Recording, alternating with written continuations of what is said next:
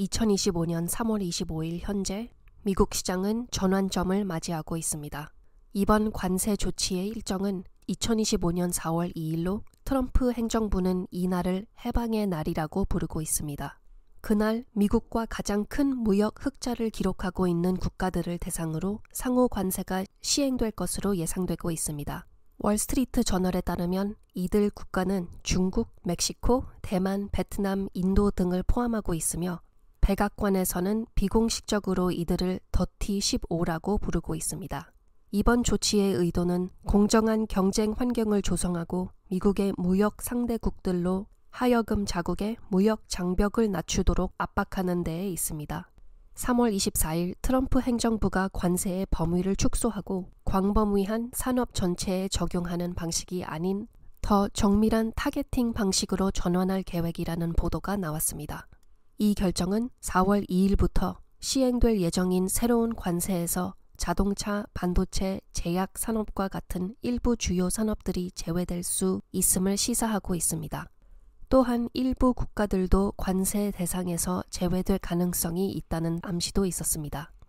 불확실한 관세 정책에 대응하여 연방준비제도는 지난주에 2025년에 기준금리를 2차례 인하할 것으로 예상한다고 발표했었습니다. 하지만 3월 24일 애틀랜타 연방준비은행 총재 라파엘 보스틱은 이제 2025년에는 단 한 차례만 금리 인하가 있을 것으로 예상한다고 말했습니다. 관세는 비용 상승으로 이어지고 이는 인플레이션 상승으로 연결되기 때문에 연준은 2%의 인플레이션 목표를 달성하기 위해 금리를 인하하기보다는 높은 수준을 유지할 것이라고 밝혔습니다. 보스틱 총재는 인플레이션과 관세 정책에 대한 불확실성을 금리 인하를 신중히 접근하는 주된 이유로 언급했으며 다른 이유로는 소비자 신뢰 지수가 72.9로 하락하며 경기 침체 경고 수준인 80 아래로 떨어진 점과 고용 성장의 둔화 등이 있다고 밝혔습니다. 관세로 인한 경제적 불확실성은 기업들이 향후 실적에 대해 더 약한 기대를 하게 만드는 원인이 되고 있습니다.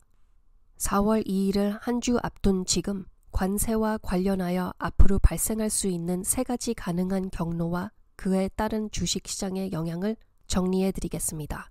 첫 번째는 표적 관세 시행, 업종 전체에 대한 관세는 없음. 현재로서는 이 시나리오가 기본 가정입니다. 백악관은 미국과의 무역 수지 흑자가 가장 큰 국가들에만 상호 관세를 부과할 것으로 예상되고 있습니다. 이는 반도체, 자동차, 제약과 같은 산업들이 당분간은 관세 대상에서 제외될 수 있다는 뜻입니다. 물가는 약간 오를 수 있지만 그 위험은 크지 않고 통제 가능한 수준일 것으로 보입니다. 이런 상황에서는 연준이 올해 후반에 금리를 한 차례 인하하겠다는 계획을 그대로 유지할 수 있습니다. 대부분의 산업에서는 수익에 큰 영향을 주지 않을 것이기 때문에 2025년 S&P 500의 주당 순이익은 약 $270 수준을 유지할 수 있을 것으로 예상됩니다. 다만 수출 의존도가 높은 기업들은 일부 수익성 하락을 겪을 수 있습니다. 만약 실질 임금 상승과 실업수당 청구 건수가 25만 건 이하로 유지되면서 소비자들의 구매력이 계속 강세를 보인다면 주식시장은 안정되거나 추가로 상승할 수도 있을 것입니다. 두 번째 시나리오는 업종 전체에 대한 광범위한 관세가 추가되는 경우입니다. 이것은 최악의 시나리오입니다. 만약 정부가 갑작스럽게 전체 산업에 대해 관세를 추가한다면 엔비디아나 테슬라와 같은 기업들은 상당한 비용 증가를 겪게 될 수 있습니다. 예를 들어 반도체와 자동차 산업은 대만, 멕시코, 캐나다에서 오는 부품에 크게 의존하고 있습니다. 이는 물가를 급등시킬 가능성이 높으며 연준은 금리 인하 계획을 재검토하게 될 수도 있습니다. 심지어 금리 인상 가능성을 다시 논의하게 될 수도 있습니다. S&P 500 주당 순이익 전망은 이미 압박을 받고 있으며 2025년 예상 수익 증가율은 12월 당시에 14.1%에서 현재는 11.5%로 하락한 상태입니다. 이런 상황이 되면 S&P 500의 EPS는 $230 수준으로 떨어질 수 있으며 이는 3월 13일에 기록한 5,521포인트보다 더 낮은 지수 하락을 야기할 수 있습니다. 세 번째 시나리오는 관세가 연기되거나 더 완화되는 경우입니다. 이것은 가장 좋은 시나리오입니다. 만약 4월 2일에 예상보다 완화된 관세 정책이 발표되거나 캐나다나 EU와 같은 주요 무역 파트너들과의 협상이 진전을 보인다면 시장은 반등할 가능성이 높습니다. 관세에 민감한 반도체와 자동차 산업 등에서 회복세가 가장 뚜렷하게 나타날 수 있습니다. 완화된 접근은 인플레이션 우려를 줄이게 되며 연준이 올해 금리를 한 번 이상 인하할 가능성도 있습니다. 이런 경우 S&P 500의 주당 순이익은 업종에 따라 260에서 270달러 이상을 유지할 수 있습니다. 그럼 가장 좋은 시나리오에서는 시장이 반등하게 되어 우리 포트폴리오에 있는 모든 종목들이 혜택을 받게 될 것이며 반대로 최악의 시나리오에서는 그 반대의 결과가 나타날 수 있게 됐습니다. 하지만 기본 시나리오에서는 관세 정책의 경로가 우리 종목들에 서로 다른 방식으로 영향을 줄 수 있겠습니다. 엔비디아는 단기적으로 비교적 강한 위치에 있는 것으로 보입니다.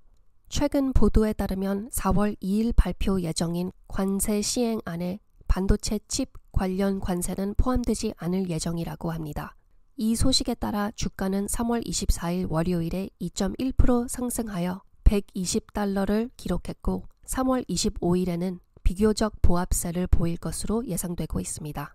월요일의 주가 상승은 반도체 관세 연기에 대한 투자자들의 안도감을 반영한 것입니다. 기본 시나리오가 유지된다면 엔비디아의 주가는 강세를 보일 가능성이 높습니다. 지난 영상에서 GTC 컨퍼런스 요약을 통해 살펴본 것처럼 엔비디아의 펀더멘털과 단기 및 장기 전망은 매우 탄탄하기 때문입니다. 9주 연속 하락세를 겪었던 테슬라는 3월 24일에 주가가 급반등하여 11.9% 상승하며 278달러로 마감했고 화요일에는 보합세를 유지했습니다.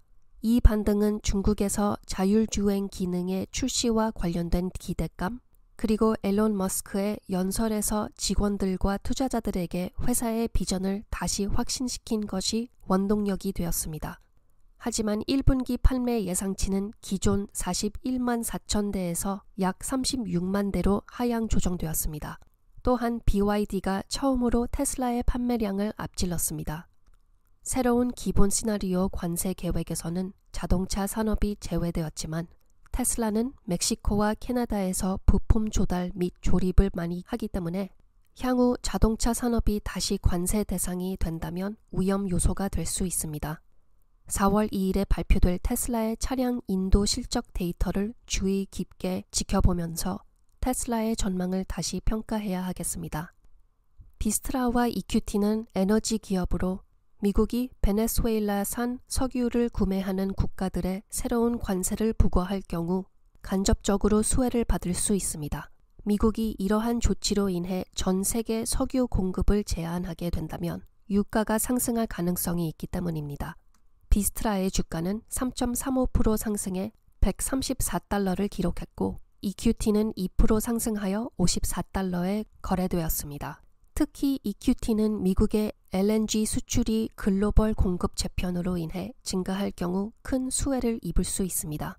관세가 어떤 경로로 가든 관계없이 인플레이션 위험이 높아지는 시기에는 에너지와 같은 방어적인 종목이 좋은 투자처가 될 수 있습니다. 그리고 AI와 양자 기술로 인한 에너지 수요는 앞으로도 계속 증가할 것이기 때문에 에너지 분야는 지속적으로 주목해야 할 영역입니다. 팔란티어는 주로 데이터 분석 및 인공지능 기반 계약을 중심으로 운영되기 때문에 관세 충격으로부터 비교적 안전한 편입니다.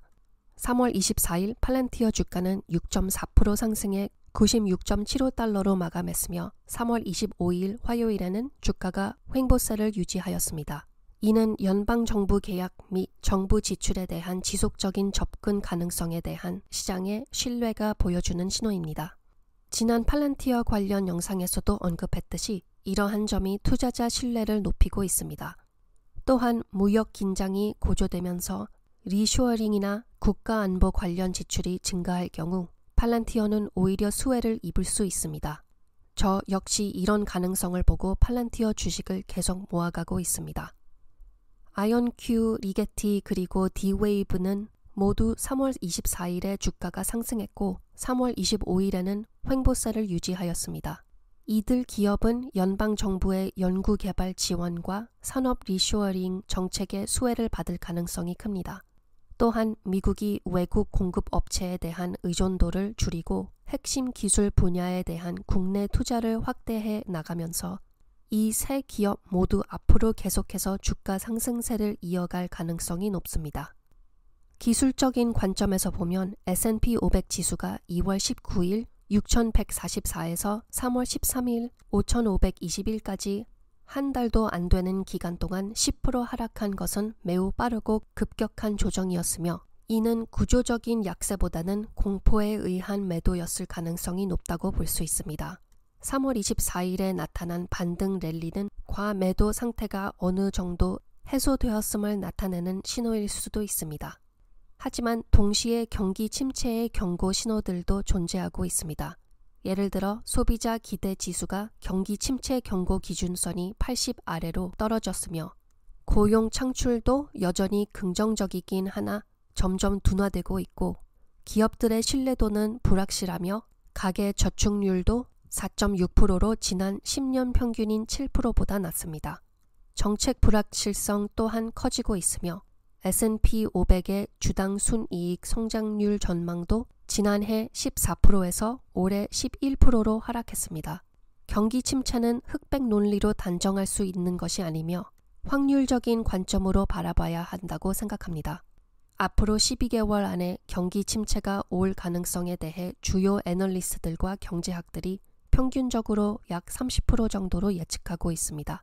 예를 들어 JP모건의 수석 글로벌 에코노미스트인 브루스 캐스먼은 경기 침체 확률은 40%로 제시하였으며 골드만삭스는 20%로 예측하고 있습니다. 도이치뱅크는 경기 침체 가능성을 43%로 보고 있으며 뉴욕 연방준비은행의 DSGE 모델은 33%의 확률을 예측하고 있습니다. 그럼 요약하자면 시장은 4월 2일에 관세가 어떻게 시행되는지에 따라 반응하게 될 것입니다. 현재 기준 시나리오는 특정 산업에만 관세가 부과된다는 것으로 이것은 우리가 포트폴리오에서 주시하고 있는 모두 주식들, 엔비디아, 팔란티어, 비스트라, EQT, 양자 컴퓨팅 관련 주식들에 대한 압박을 완화시켜 줄 것입니다. 다만 테슬라는 조금 불확실하거나 중립적인 입장입니다. 우리는 이번 주 4월 2일을 앞두고 어떤 일이 일어나는지를 계속 지켜볼 것입니다. 하지만 설령 최악의 시나리오가 벌어진다고 해도 이 주식들은 모두 튼튼한 펀더멘털을 가지고 있으니 걱정하지 않으셔도 됩니다. 주가가 하락하더라도 이 주식들은 계속 보유하세요. 왜냐하면 이 회사들은 약한 기업들이 아니고 앞으로 12개월 동안 어떤 상황이 오더라도 살아남을 수 있을 것이기 때문입니다. 시청해 주셔서 감사드립니다.